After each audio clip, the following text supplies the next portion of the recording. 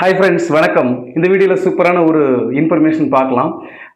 Jayalakshmi madam வந்து கேட்டிருந்தாங்க, sir இதை பற்றி எக்ஸ்பிளைன் பண்ணுங்க அப்படின்னு சொல்லிட்டு.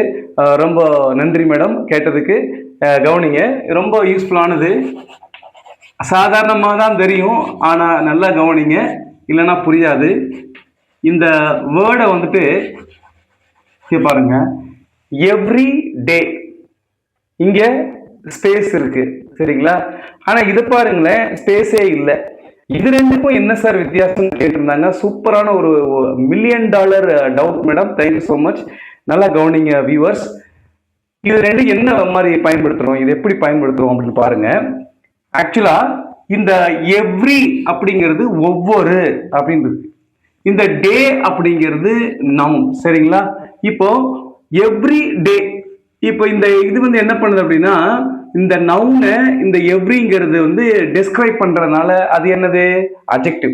ஸோ இதை நம்ம வந்து அட்ஜெக்டிவல் ஃப்ரேஸ்ன்னு நம்ம சொல்றோம், சரிங்களா? ரெண்டு வேர்டு இருக்கு, மோர் தென் ஒன் அப்படின்னா வந்து வேர்ட்ஸ் இருந்துச்சுன்னா அந்த ஃப்ரேஸ் நம்ம சொல்றோம் இல்லையா? அதனால இது அட்ஜெக்டிவல் ஃப்ரேஸ் அப்படின்னு சொல்லலாம். இது வந்து இதை நவுனை டிஸ்கிரைப் பண்ணுது. ஆனா இங்க பாத்தீங்கன்னா டோட்டலாவே இந்த எவ்ரிடே அப்படிங்கிறது வந்துட்டு என்ன ஆகுது, அட்ஜெக்டிவா மாறுது. இங்க இது மட்டும்தான் அட்ஜெக்டிவா இருக்குது, சரிங்களா? ஆனா இங்க இப்படி ஒன்னா சேர்த்துட்டோம்னா மொத்தமாவே அட்ஜெக்டிவா இருக்கு. இதை எப்படி சென்டென்ஸ்ல யூஸ் பண்றதுன்னு பாருங்களேன். இப்போ உதாரணத்துக்கு வந்து இங்க பாருங்களேன், ஐ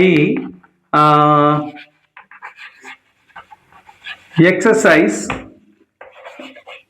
எவ்ரி டே. ஐ எக்ஸசைஸ் எவ்ரி டே.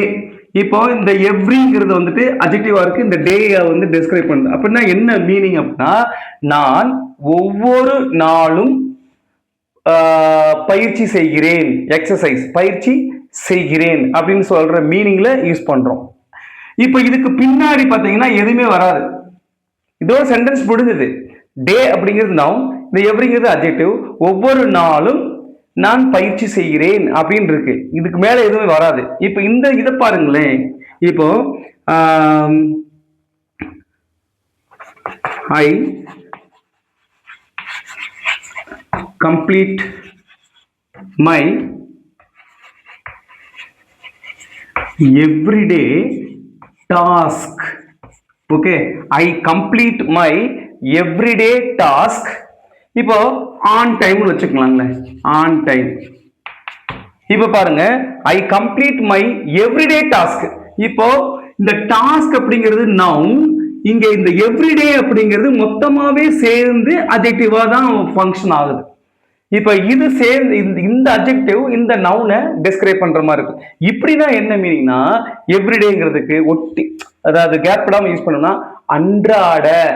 அன்றாட அப்படின்னு சொல்லும் போது கம்ப்ளீட் ஆகாம இருக்கா, அப்ப அந்த அன்றாட வேலை அப்படின்னு அர்த்தம். இப்போ ஐ complete my everyday task on time.